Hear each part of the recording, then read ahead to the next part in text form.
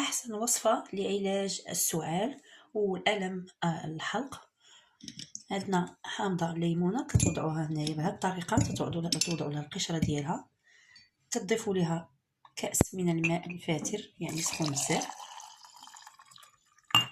كنضيفوا لها ملعقة ديال العسل الحر.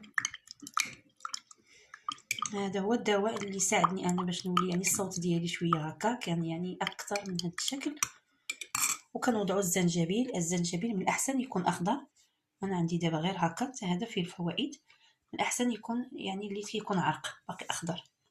صافي تنحركو وتنخليه واحد شويه. كما كتعرفوا الزنجبيل انه كيسخن الجسم وينفع في الالام ديال الحنجره. هذا المشروب مفيد جدا جدا جدا في الآلام ديال الحلق وفي السعال وفي سيلان الأنف. جربوه إن شاء الله وبقاو تشربوه مرة